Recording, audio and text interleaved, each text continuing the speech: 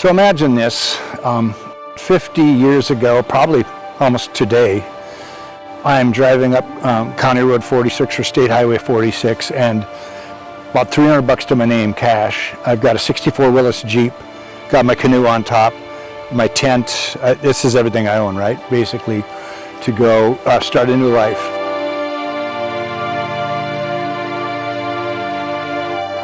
And I was on my way toward Canada, but I didn't know why and where. And I was seeking my fortune. And I'm driving along 46, and there are no mailboxes, no roads, no anything.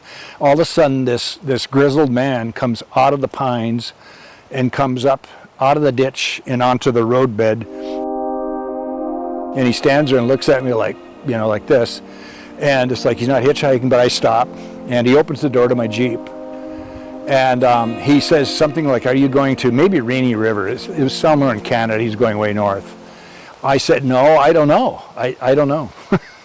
So he gets in, and I told him, I said, I'm looking for work. I want to live in the woods. I want to live on the lakes with my canoe, and I'm looking to build a new life. He says, oh, he says, you can find lots of work in the woods if you go to Effie or Marcel or Talmoon, and there's families that work there, and you'll find work right away, and you can live in the woods. And so he says, Effie is on Highway 1. You go up here at Northam, and you take a right and go to the east.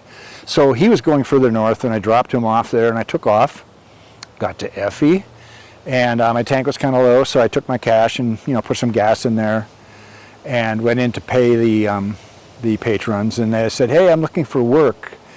And he says, oh, he says, there's a family just 2 miles west of here. They're always needing help, and they're down there right now. They're logging. I saw the trucks go through. So I turned around, kind of headed back the direction I came, and by the time I got there, a big semi was pulling out to the landing, and their skidder pulled in, and these guys were having lunch. So I got out of my Jeep, walked up there, introduced myself, and said I was looking for work. And they said, have you ever worked in the woods? I said, no. They said, well, it's really hard work. I said, I've worked on farms. You know, I said, oh, that's pretty hard work. Do you think you could do the logging? I said, yeah, I think I could. So then I talked a little bit more, and they said, well, do you want the job? Show up at 8 in the morning. I think it paid about $2.50 or $3 an hour. It was something like that. In the weeks that followed, I lost about 20 pounds of college fat, and I also kind of cleansed myself of the protective shroud of theory that comes with living in an academic world for 2 years. So it was like a reality check, right? I got strong, I lost weight, I sweat like crazy. I found a place to camp in the woods, found a place by a lake where I could put my canoe out there, and I lived, and it was really the precursor to my going to Alaska. I was going north. My spirit has always led me to the north, ever north.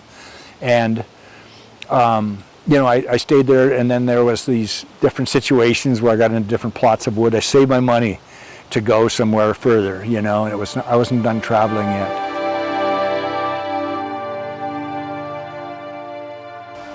I think the lesson in this is that there's a spirit inside of us that wants to go places. It knows where it wants to go. We don't. And it drags these withering little bodies along as far as it can. And for me, it was just, why was it there? The whole thing is like how I ended up there. Well, it hit me today when I'm driving down this road. It's like, oh my gosh, this is where this guy came out of the woods, plus or minus a mile or so. Things have changed in 50 years. 50 years to the day, I was probably right here.